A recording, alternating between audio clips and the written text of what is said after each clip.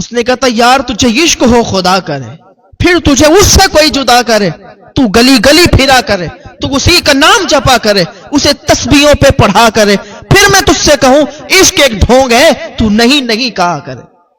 وہ حضور خواجہ غریب نواز رضی اللہ تعالیٰ عنہ ہیں، ان کی شان ہی نرالی ہے۔ حضور خواجہ غریب نواز، غریب آتے ہیں در پر تیرے غریب نواز، کرو غریب نوازی میرے غریب نواز۔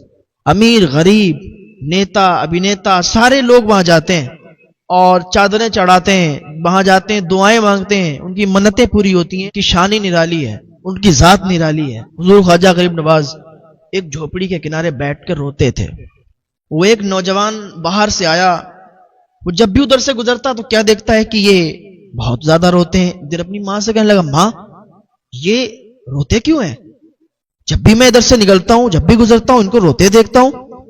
تو اس کی ماں کہنے لگی، بیٹا مجھے تو پتا نہیں، جاؤ تم ہی پوچھ لو جا کے کیوں روتے ہیں۔ کہا ٹھیک ہے۔ جب ادھر سے گزر ہوا نا تو حضور خواجہ غریب نواز رو رہے تھے، آنسو نکل رہے تھے۔ وہ لڑکا حضور خواجہ غریب نواز کے پاس گیا اور کہنے لگا، بابا آپ روتے کیوں ہیں؟ میں اکثر آپ کو دیکھتا ہوں، جب بھی ادھر سے گزرتا ہوں آپ روتے ہوتے ہیں۔ اچھا آپ کیوں روتے ہیں؟ حضور خواجہ غریب نواز فرماتے ہیں، بیٹا جب درد ہوتا ہے نا رونا آتا ہے۔ حضور خواجہ غریب نواز سے وہ لڑکا کہنے لگا، یہ تو مجھے معلوم ہے کہ جب چوٹ لگتی ہے، درد ہوتا ہے، تب رونا آتا ہے، آنسو نکلتے ہیں، لیکن آپ جب بھی میں نکلتا ہوں روتے دیکھتا ہوں، کیوں؟ حضور خواجہ غریب نواز فرماتے ہیں کہ جب تجھے محبت ہو جائے گی تب تجھے رونا آئے گا۔ وہ کہتا کیا محبت میں، عشق میں بھی چوٹ لگتی ہے، درد ہوتا ہے؟ غریب نواز فرماتے ہیں بالکل، عشق میں بھی چوٹ لگتی ہے، درد ہوتا ہے، محبت میں بھی درد ہوتا ہے، چوٹ لگتی ہے، پھر رونا آتا ہے۔ کہا اچھا پھر تو مجھے بھی رونا ہے۔ غریب نواز فرماتے ہیں کہ ٹھیک ہے، جا کچھ دن ہمارے ساتھ رہے اور پھر یہاں سے چلا جانا، پھر تجھے بھی رونا آئے گا، پھر تجھے بھی درد ہوگا، تجھے بھی چوٹ لگے گی اور تو بھی روئے گا۔ ارے ہاں، وہ کسی عاشق سے کسی نے کہہ دیا یار تم روتے رہے تو ڈھونگ رچائے ہوئے ہو، یہ عشق وشق کچھ نہیں ہوتا، یہ رونا بونا کچھ نہیں آتا، تم صرف ڈھونگی ہو، ڈھونگ کرتے ہو، لوگوں کو دکھاتے ہو۔ اس نے کہا یار تجھے عشق ہو خدا کرے، پھر تجھے اس سے کوئی جدا کرے، تو گلی گلی پھرا کرے، تو اسی کا نام جپا کرے، اسے تسبیحوں پہ پڑھا کرے، پھر میں تجھ سے کہوں عشق ایک ڈھونگ ہے، تو نہیں نہیں کہا کرے، تو نہیں نہیں کہا کرے۔ تو نے عشق کو سمجھا کیا ہے؟ عشق جب ہو جاتا ہے تو بندہ پھر اسے راتوں میں نیند نہیں آتی۔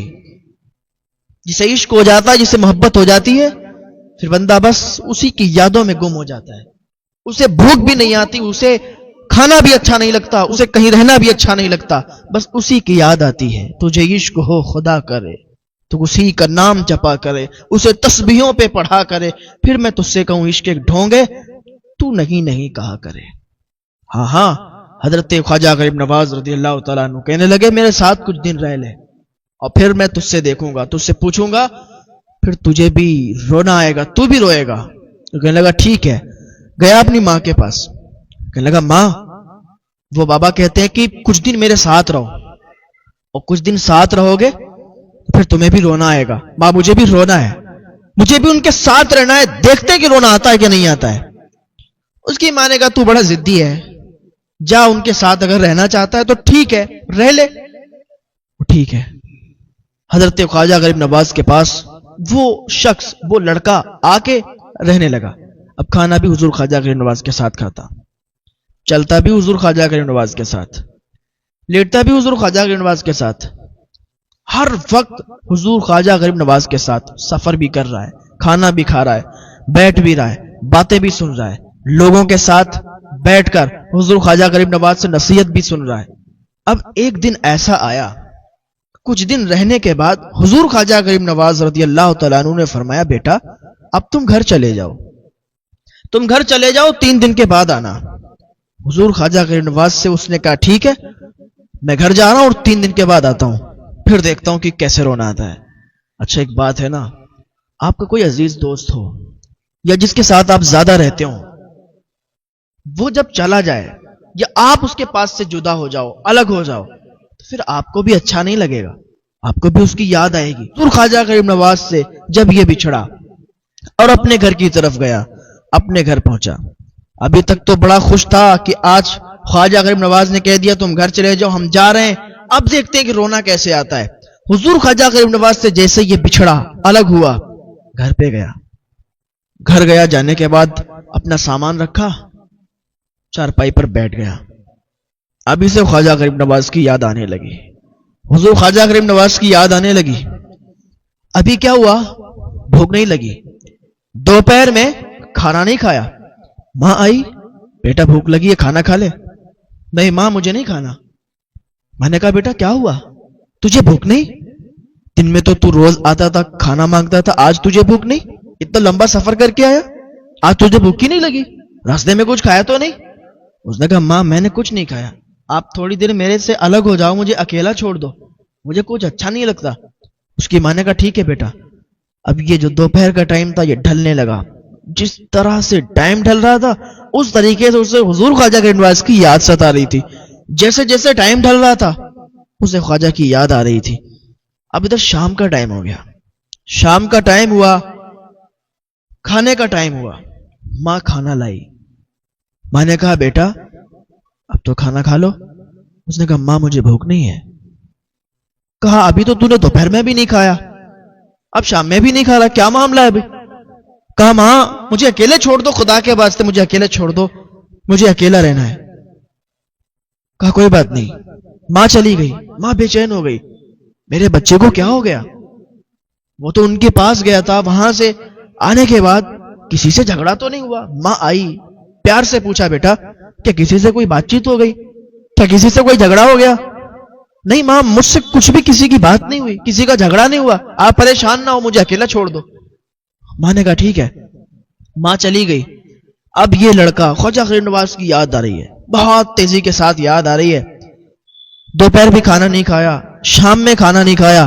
اب شام کے ٹائم میں چھت پہ نکل گیا, چھت پہ ٹہلنے لگا, گھومنے لگا. اب یاد ستا رہی تھی خواجہ غریب نواز کی, یاد ستا رہی تھی. ماں اوپر آئی چھت پر, رات کافی ہو گئی تھی. کہنے لگی بیٹا تجھے کیا ہوا, تو مجھے بتا, میں تیری ماں ہوں, اگر مجھے بتائے گا تو میں تیری کچھ مدد کر سکتی ہوں, بتا تو صحیح کیا ہوا. کہنے لگا ماں مجھے خواجہ غریب نواز کی یاد آتی ہے, مجھے خواجہ غریب نواز کی یاد ستا رہی ہے. میں نے ان سے پوچھا تھا کہ رونا کیسے آتا ہے, انہوں نے کہا تھا جب کسی سے محبت ہو جاتی ہے, جب کسی سے عشق ہو جاتا ہے تو پھر رونا آتا ہے.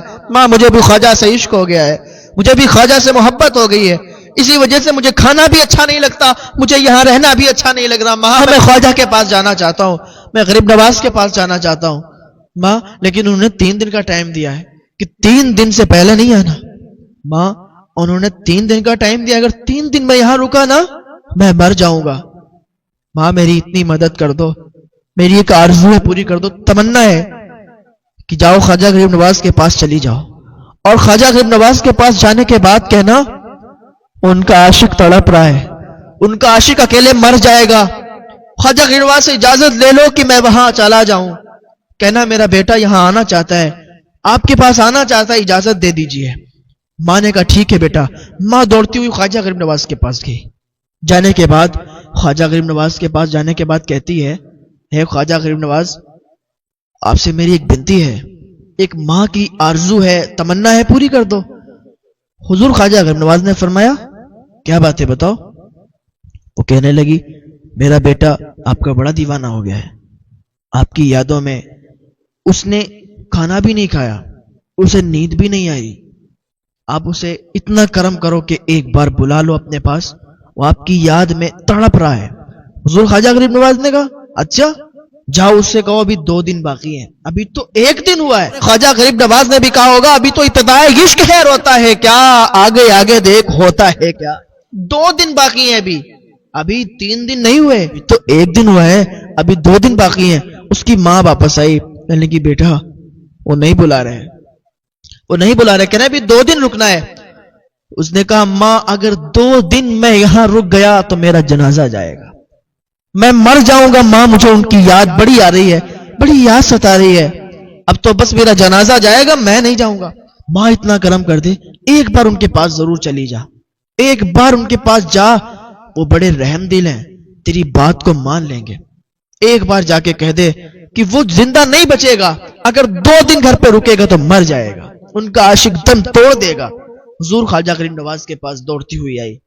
ماں نے کہا اے خواجہ غریب نواز، اگر اب نہ بلایا آپ نے میرے بیٹے کو تو وہ مر جائے گا، وہ تمہاری یاد میں مر جائے گا.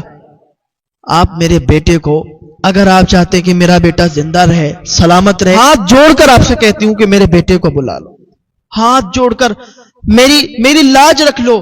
میں اپنے بیٹے کو مرتے ہوئے دیکھنا نہیں چاہتی. میں اپنے بیٹے سے بڑا پیار کرتی ہوں. وہ آپ کا عاشق ہو گیا ہے، آپ کا دیوانہ ہو گیا ہے. آپ اسے بلا لو، ایک بار بلا لو. وہ یہاں آئے گا، اس سے انرجی ملے گی. یہاں آئے گا تو آپ کا عاشق ہے، آپ کو دیکھ کر اور وہ اس کو سکون آ جائے گا، اسے سکون آ جائے گا. میری اتنی سی تمنا ہے، میری اتنی سی آرزو ہے، پوری کر دو. حضور خواجہ غریب نواز نے فرمایا ٹھیک ہے، جاؤ اس کو کہہ دینا کہ اس کے پیر اسے بلا رہے ہیں. ہاں، حضور خواجہ غریب نواز نے اتنا فرمایا، ماں دوڑتی ہوئی آئی، کہنے لگی بیٹا تیری تمنا پوری ہو گئی، وہ مان گئے، وہ تجھے بلا رہے ہیں. اس نے سنا تو ایک نئی انرجی اس کے اندر پیدا ہوئی. جلدی سے اٹھا اور حضور خواجہ غریب نواز کی طرف دوڑ لگا دی. حضور خواجہ غریب نواز کی بارگاہ میں پہنچا. حضور خواجہ غریب نواز لوگوں کو درس دے رہے تھے، بتا رہے تھے لوگوں کو. یہ جا کے دروازے پر کھڑا ہوا، حضور خواجہ غریب نواز کو دیکھنے لگا. حضور خواجہ غریب نواز اسے دیکھنے لگے، یہ خواجہ غریب نواز کو دیکھنے لگا. خواجہ غریب نواز نے اسے بلایا، یہ خواجہ غریب نواز کے پاس گیا اور جانے کے بعد قدموں میں گر گیا. آنسو نکلنے لگے، اتنی تیزی کے ساتھ رویا کہ دل سے آواز نکلی، میری داستان حسرت وہ سنا سنا کے روئے، میرے آزمانے والے مجھے آزما کے روئے. کوئی ایسا اہل دل ہو جو فسانے محبت میں اسے سنا کے روؤں، وہ مجھے سنا کے روئے.